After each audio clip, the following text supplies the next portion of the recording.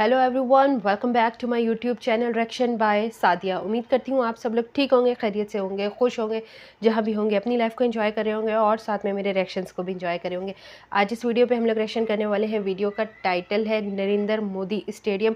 इसकी कंस्ट्रक्शन के बारे में बताया जा रहा है कि इसको क्या दिक्कत पेश आई, क्या चैलेंजेस थे और उनको कैसे जो है वो पूरा किया गया। और ये एक बहुत बड़ा, आपको पता है कि ये अहमदाबाद में सबसे बड़ा इंडिया का जो है वो स्टेडियम है। तो देखते हैं इस वीडियो को कि कैसे इसको बनाया गया और क्या चैलेंजेस का सामना करना पड़ा। तो काफ़ी एक्साइटेड है इस वीडियो को लेके। तो रिएक्शन को स्टार्ट करते हैं उससे पहले अगर आप लोग हमारे चैनल पे नए हैं तो हमारे चैनल को सब्सक्राइब कर दीजिए, लाइक कर दीजिए, शेयर कर दीजिए, कमेंट कर दीजिए, बेल आइकन पे प्रेस कर दीजिए ताकि आने वाली हर वीडियो का नोटिफिकेशन आप सबको मिलता रहे। तो करते हैं वीडियो को शुरू। चीफ इंजीनियर मीटिंग में सारे इंजीनियरिंग टीम को हिदायत दे रहे थे, नहीं, मुझे दर्शकों की सीट के सामने एक भी खंबा नहीं चाहिए। मुझे एक ऐसा डिजाइन लाकर दो जिसमें छत बिना खंभों से खड़ी रहे। वहाँ पर खेल को 1,32,000 लोग देखने वाले हैं और मैं नहीं चाहता कि उनके व्यू लाइन में एक भी खंबा आने से एक भी बंदे को देखने में प्रॉब्लम हो। और डिजाइन की दूसरी खासियत ये होनी चाहिए कि जब नाइट मैचेस हो तो लाइटिंग के कारण खिलाड़ियों की परछाई नहीं दिखनी चाहिए। डिजाइन के लिए आपके पास सिर्फ 15 दिन का समय है। मीटिंग बर्खास्त। दुनिया के बिगेस्ट स्टेडियम की छत बिना खंभों के कैसे बनी, किस मटेरियल से उसे बनाया गया और उसमें क्या तकनीक लगाई गई, स्पेन से लाई गई लाइटनिंग को किस तरह से अरेंज किया गया जिससे खिलाड़ियों की परछाई ही ना बने। दोस्तों, आज अपने इस एपिसोड में हम आपको biggest cricket stadium Narendra Modi cricket stadium के बारे में कुछ ऐसे फैक्ट्स बताएंगे जो शायद ही आपको मालूम हो। तो आइए शुरू करते हैं ये शानदार एपिसोड। 3600 काम करने वाले वर्कर जब लगातार 38 महीनों तक काम करते हैं तो जन्म होता है वर्ल्ड्स बिगेस्ट क्रिकेट स्टेडियम का। स्टेडियम बना कहाँ है? दोस्तों, हमारा ये स्टेडियम अहमदाबाद के उस पुराने स्टेडियम की जगह पर ही बना है जो कि अहमदाबाद में एक जगह मोटेरा पर स्थित है। स्टेडियम का अपना खुद का 30 साल पुराना इतिहास है। दोस्तों, गुजरात क्रिकेट बोर्ड ने देखा कि स्टेडियम को रिनोवेट करने का समय आ गया है और इसे नए सिरे से बनाने का फैसला लिया गया। पुराने स्टेडियम को तोड़ने का काम शुरू हुआ, लेकिन यहाँ पर Gujarat state board new stadium बनाने का काम किसी ऐसे टीम को देना चाहते थे जो इस लायक होती, और ये जिम्मेदारी सौंपी गई L&T कंपनी को। दोस्तों, L&T कंपनी किसी पहचान की मोहताज नहीं है। उन्होंने इंडिया के अलावा बाहर भी कई कंस्ट्रक्शंस किए हैं जिसमें लोटस टेम्पल और स्टेच्यू ऑफ लिबर्टी शामिल है। लेकिन अब की बार उनका काम शायद कुछ कठिन हो क्योंकि इनके पास टाइम सिर्फ 3 साल 2 महीने का टाइम है। L&T ने विशाल प्रोजेक्ट को शुरू किया और ऑस्ट्रेलिया से डिजाइन इंजीनियर पुलिस को बुलाया गया जिनके जिम में क्रिकेट स्टेडियम का डिजाइन दिया गया। मिस्टर एंड्रू जोन्स नामक डिजाइनर अपनी पूरी मेंटल योग्यता के साथ में इसका डिजाइन बनाने में लगे हुए हैं और इनका दिमाग अटका है सिर्फ 2 सवालों पर, एक बिना खंभों की छत और दूसरा लाइट से परछाई न बनना।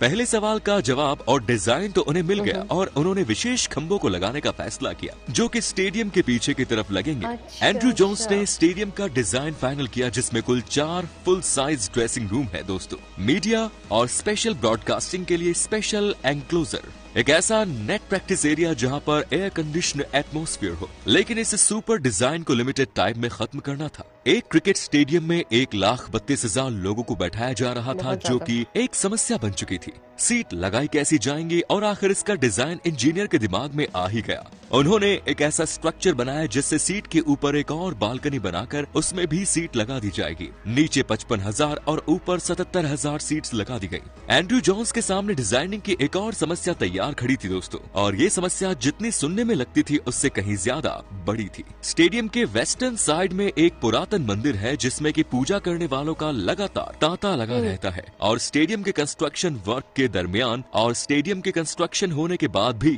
श्रद्धालुओं को किसी तरह की अड़चन नहीं आनी चाहिए। यही वो चुनौती थी और ईश्वर की कृपा से इसका समाधान भी मिल गया। ठीक ऐसा डिजाइन जिसमें ना तो श्रद्धालुओं को ही अपनी श्रद्धा भक्ति में पाने की प्रॉब्लम होगी और ना ही स्टेडियम के डिजाइन में कोई ड्रॉ स्टिक चेंज करना पड़ेगा। अब एंड्रू जोन्स चाहते थे कि स्टेडियम में बैठे हुए दर्शकों के सामने पूरा का पूरा मैदान क्रिस्टल क्लियर साफ दिखना चाहिए और अगर वहाँ पर खंबे लगाते जाए तो दर्शकों को परेशानी होती है। इसका सोल्यूशन भी उन्हें मिल ही गया। उन्होंने वाई शेप के खंभों को स्टेडियम के बाहर की तरफ लगाने का फैसला किया जो कि अंदर से स्टेडियम की छत को भी सपोर्ट करने में सक्षम रहते हैं। 5 महीनों का समय निकल गया और स्टेडियम को डिजाइन करने वाली टीम के हाथ में क्या है? इन लोगों ने एक ऐसा डिजाइन तैयार कर लिया है जो कि इस स्टेडियम को बनाएगा स्पेशल स्टेडियम।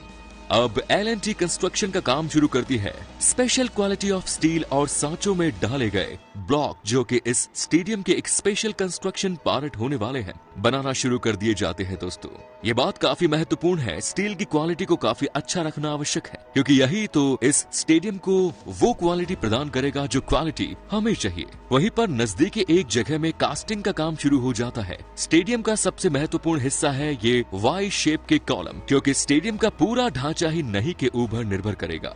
एक कॉलम को बनाने में 600 किलो से ज्यादा सीमेंट का इस्तेमाल होता है। उसे सांचे में ढालने के बाद में 1.5 हफ्ते तक जमने के लिए छोड़ देते हैं। इस स्टेडियम को पूरी तरह से कंप्लीट करने के लिए 8000 प्रिकॉस्टेड एलिमेंट्स चाहिए और उन सभी को बनाने में 45,000 मैट्रिक टन से भी ज्यादा सीमेंट लगेगा। दुनिया की बेस्ट मशीनरी और क्रेन का यूज करके इन कॉलम्स को उनकी सही जगह पर फिक्स किया जा रहा है। इस तरह के 84 कॉलम स्कोर खड़ा किया जाना है। हर कॉलम का वेट 280 टन है, जो कि स्टैच्यू ऑफ लिबर्टी से भी ज्यादा है। ये कॉलम 30 मीटर ऊंचे, मतलब कि किसी 10 मंजिला बिल्डिंग को चुनौती देने की हैसियत रखते हैं। इंजीनियर अपना बेस्ट देने की कोशिश कर रहे हैं। जैसा कि हम सभी जानते हैं कि अहमदाबाद सिस्मिक जोन में आता है और यहाँ पर एक विनाशकारी भूकंप पहले भी आ चुका है। इसलिए इस स्टेडियम को पहले से ही इस बात को ध्यान में रखकर बनाया जा रहा है ताकि भूकंप से भी कोई नुकसान न हो सके। तकरीबन 1 साल का समय गुजर चुका है और सारे के सारे कॉलम अपनी जगह पर लगने के साथ में कुछ सीटिंग स्ट्रक्चर को भी कॉलम्स के ऊपर कर दिया गया है।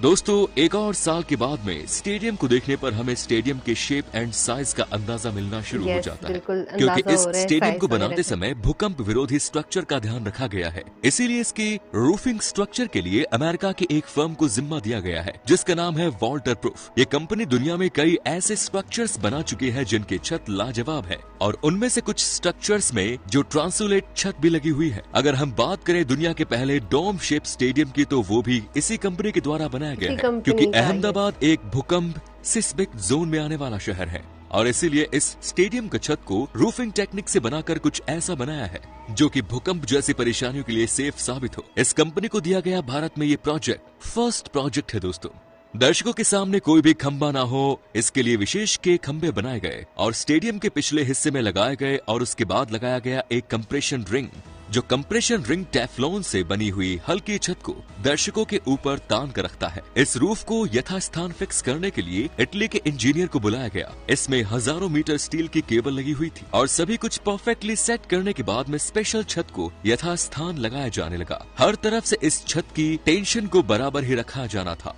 क्योंकि ऐसा करने से ही छत परफेक्ट बैठती। प्रोसीजर कंप्लीट होने के बाद में स्टील केबल में बना हुआ वो स्ट्रक्चर हवा में तकरीबन 40 मीटर की ऊंचाई पर जाकर फिक्स हो गया। छत के स्ट्रक्चर में फैब्रिक लगाने का काम एक दूसरी टीम के द्वारा किया गया। दोस्तों, अब समय कम बचा था और काम काफी ज्यादा। 35,000 स्क्वायर मीटर के जापानी फैब्रिक को छत के स्ट्रक्चर पर परफेक्ट तरीके से फिक्स कर दिया गया। इंजीनियर्स ने बताया कि ये जापानी फैब्रिक फायर प्रूफ भी है और एक उत्तम क्वालिटी की छत बनाता है। दोस्तों, स्टेडियम तकरीबन अपना काम पूरा होने के कगार पर पहुंच चुका है, लेकिन सिर्फ 5 महीने का ही टाइम बचा है। इसलिए टीम डिसाइड करती है कि अब पिच को भी डिजाइन कर दिया जाना चाहिए। पिच को डिजाइन करने का काम शुरू कर दिया है। पिच को परफेक्टली बनाया जाना काफी महत्वपूर्ण है, क्योंकि अच्छे गेम्स हमेशा अच्छे पिच पर ही होते हैं और क्रिकेट का इतिहास गवाह है कि जब भी पिच की कंडीशन लो क्वालिटी रही तो मैच के ऊपर भी इसका काफी प्रभाव रहा। ये स्टेडियम कम से कम 17,000 स्क्वायर फीट की आउटफील्ड देता है। इस जायंट स्टेडियम में 11 अलग अलग पिचेस बनाई गई। पिच का काम कंप्लीट होने के बाद में अमेरिका से बरमूडा ग्रास के 250 किलो बीज बनवाए गए और घास को इस तरीके के साथ में लगाया गया कि घास ना तो इतनी बड़ी हो कि बॉल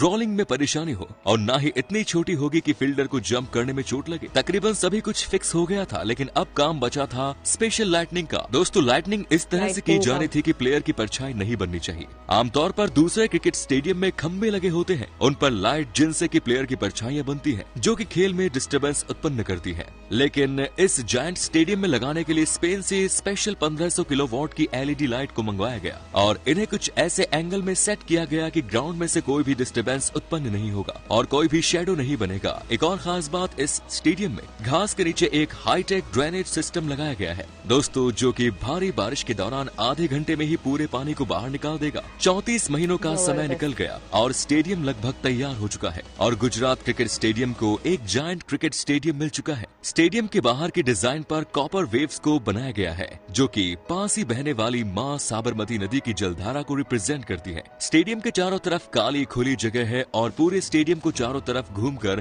देखा जा सकता है। यह आश्चर्यजनक मॉडर्न मार्बल स्टेडियम बनकर तैयार हो गया है और इसका उद्घाटन किया हमारे महामहिम राष्ट्रपति श्री रामनाथ कोविंद जी के द्वारा। हमने आपको स्टेडियम की सारी तकनीकी बारीकियों से अवगत कराया दोस्तों। तो जी गाइज़, ये थी वीडियो जिस पे हमारा रिएक्शन था और वीडियो बहुत ज़बरदस्त थी। देखा गया कि कैसे कैसे जो है वो चुनौतियाँ आई। मतलब दो चैलेंजेस जो ज़्यादा बड़े थे। एक तो वो जो है कोई भी पिलर जो है वो सामने नहीं आना चाहिए, ठीक है, और पब्लिक के सामने। और दूसरा ये कि जो शेडो है वो प्लेयर्स का जो है वो नहीं ग्राउंड पर आना चाहिए, कोई भी डिस्टर्बेंस नहीं होनी चाहिए। उन्होंने इन दोनों चीज़ों को अचीव किया और ये बहुत ज़बरदस्त एक बहुत बड़ा इंडिया का स्टेडियम है, सबसे बड़ा अहमदाबाद में जो है। तो उम्मीद करते हैं कि आपको इस वीडियो पे हमारा रिएक्शन पसंद आया होगा। हमारा रिएक्शन पसंद आया तो आपने हमारे चैनल को सब्सक्राइब करना है, लाइक करना है, शेयर करना है, कमेंट करना है, बेल आइकन पे प्रेस करना है। उससे होगा ये आने वाली हर वीडियो का नोटिफिकेशन आप सबको मिलता रहेगा। आपसे मुलाकात होती है नेक्स्ट वीडियो नेक्स्ट रिएक्शन के साथ। अपना बहुत ज़्यादा ख्याल रखिएगा, दुआ में याद रखिएगा। Bye bye, take care.